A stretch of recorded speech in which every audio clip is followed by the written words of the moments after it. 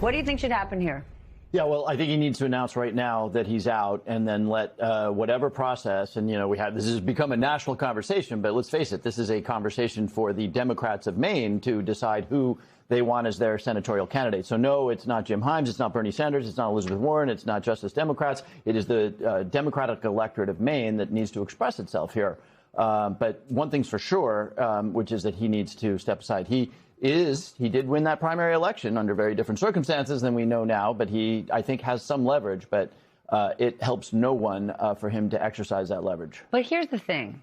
Every day, Democrats are justifiably sounding the alarm that our democracy is at risk. With Republicans controlling Congress, the president is amassing more and more power, and these midterms are crucially important. Yet here we are with this Graham Plattner situation, and there were warning signs that we could end up here. Yeah, no. And look, I think what happened here is very clear. The party, whatever you think of the insurgent DSA candidates who are there, you may agree with them or disagree with them. You may like their rhetoric or not.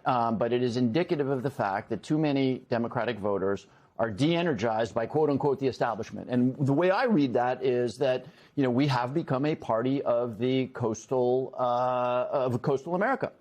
We don't know necessarily how to speak to vast geographical areas of this country. We probably don't know well. And I mean, look at me from Fairfield County, Connecticut. I will be the first to admit we probably don't know how to talk to the blue collar workers that were the mainstay of the Democratic Party for a number of generations. And so when you get a guy who is not, let's face it, Graham Plattner, this guy went to a public school. Graham Plattner went to a very elite Northeastern private school. But when you get a guy that looks the part, people maybe set aside their concerns and their prudence and say, this is our guy. And that's what happened here. But if he refuses to step down, how does the party crack the whip on him and ensure it happens? Because one of the defining characteristics of the Democrats, when you stack them up next to Republicans, is party discipline.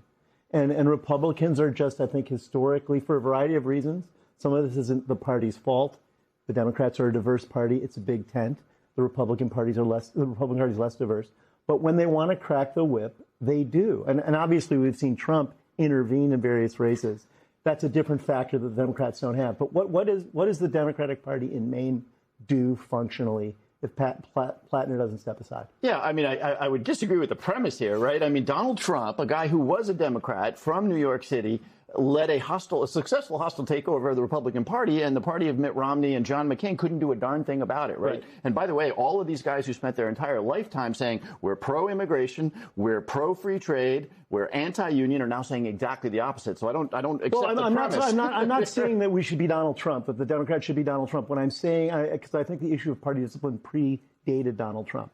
I'm saying in this moment where you need to enforce some discipline, how do you go about doing that? Yeah, so two things. That was your question. Number one, this is an esoteric rules of the Democratic Party of Maine issue. Chuck Schumer or Hakeem Jeffries or Hillary Clinton, there is no board of directors here who's going to step in and say, no, this is what must happen. Right. And that's part of the problem here, right? I get asked, there's a fight in the Democratic Party right now about these new candidates that have won primaries, largely in New York City and in Denver. Like, are you going to kick them out of the party? That's a question. Well, guess what? There is no mechanism to do that. And so people often say, well, why don't the Democrats have better messaging? Why don't the Democrats do this and that? Remember, this is a super fragmented party, and you may be right. Maybe the Republican Party is in some way less fragmented, but the Democratic Party has not been subject to a hostile takeover by somebody who is ideologically 180 degrees opposed to who we've always been yet. So Republicans have their problems, too. But it's super fragmented, a positive thing, right? Mikey Sherrill is the right person for New Jersey. Zohran Mamdani might be the right person for New York City. Those are two different politicians with different game plans that are suiting their constituents in different states. That's my point exactly. I don't see fragmentation as a problem. Now, you do get into situations like the Plattner situation, which, by the way, is reminiscent of the Harris situation. Remember in July when President Biden says, I'm not running. All of us say there's no rule book for this. And, we'll be writing history books forever about whether there should have been a mini quick primary or whatever there should be. But so every once in a while you get into a crisis situation. But you put your finger on it, Stephanie. The people who win in New York are going to be very different than the people who win in Ohio. And for the Democratic Party to succeed, rather than saying you're not okay, we've got two parties in this country, and the party that wins is going to be the bigger party. We need to figure out a way to accommodate the difference between a Joe Manchin, who was the only guy on the planet who could win, Democrat on the planet who could win in West Virginia, and Zoran Mamdani, who apparently electrified New York voters. We may agree or disagree, but it's got to be a big tent thing. And, you know, when James Carville says kick them out of the party, look, that guy's been doing Democratic politics since before I was born. But tell me how. There's no mechanism and for that. Mamdani polling in the 60s or more here in New York City. But certainly for Plattner, David, hard to see how he survives. I mean, and there's reporting that he may drop out in the next couple of days. Until he does, he hasn't. So we should put that out there. He is trying to wield some leverage here, apparently trying to suggest that he wants a say in who his successor might be. Some of the party are really pushing back on that. This whole thing, though, feels like a gift to Senator Susan Collins. I mean, is she just sitting in Maine cracking lobsters watching this go down? Yes. Who has proven to be a survivor in a state that has gone blue in every presidential election, since at least, I believe, Al Gore. Yeah. And now, she has another opportunity. And we knew that it was going to be closed from the beginning, but I think what's so critical here to understand is that Graham Plattner's candidacy was so anti-establishmentarian that he was casting himself as not the pick of the party. And that resonated. And I think that that's what's kind of giving him the grist or feeling of grist at this moment in time, that he has power, that he can fight this, even as most, if not all, of the party comes out against him here. I think that he saw himself, he sees Susan Collins as a creature of Washington. He decidedly was not that, despite his educational background or whatever. And I think he, to give him any benefit of the doubt here, I think he's trying to navigate what to do with the fact that he was elevated in large part because of this dissatisfaction among many Maine Democrats with the role of Washington, with the role of the broader Democratic Party. Before we go to break, let's actually turn to Michigan, because we saw sort of the Democratic progressive versus establishment fight last night in Michigan's Senate debate between Congresswoman Haley Stevens and Dr. Abdul El-Sayed. I just want to share some highlights. We're running to get money out of politics, put money in your pocket, and pass Medicare for all. There's a reason that both Chuck Schumer and Donald Trump don't want to see me on the inside of the U.S. Senate, because I'm a threat to politics as usual. If Congresswoman Stevens makes it, or Mike Rogers wins, either way, Israel will win. No one owns my vote, and no one owns my policies. Anyone who is contributing to my Senate campaign is doing so because of my proven record of fighting for Michigan. Is this a litmus test, Congressman, for where the Democratic Party goes? I get you're saying it's a fragmented party, this is where we're going, but just Haley Stevens, she mentioned Donald Trump's name 17 times last night.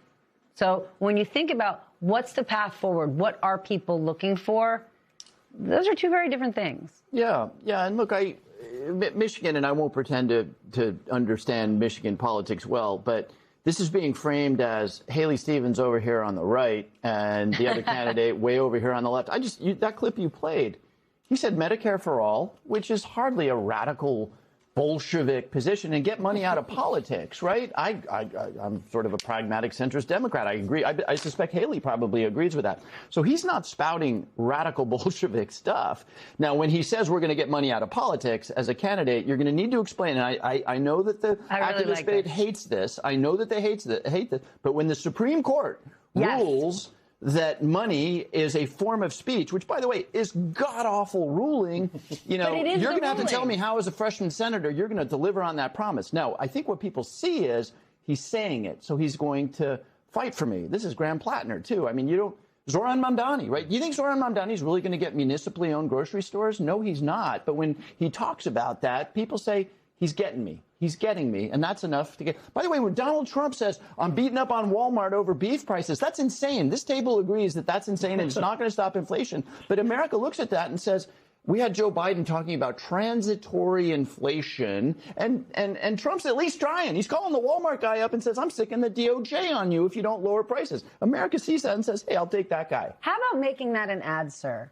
Because day in and day out, if you watch right-wing media, they are talking about Democrats becoming the Communist Party, right? They talk about Zoran Mamdani telling people to turn their thermostats to 78 degrees, when that's what it actually says on the EPA's website. When Zohran Mamdani says, I want you to open 5 grocery stores that are discount in New York City, and people lose their minds saying, get ready for breadlines, this is turning into communism. Donald Trump is actually moving in that direction. Why don't we see Democrats articulate that with a side-by-side and say, that's actually what he's doing? Exactly. 2 things to say about that. Number one, it is Donald Trump, not any Democratic president, who's decided that the government should own the means of production. You can read your Communist Manifesto, government owning the means of production, 10% stake in Intel, 12 other companies that he has forced the government to take ownership stake in. Second thing that is more important here, that's all they got.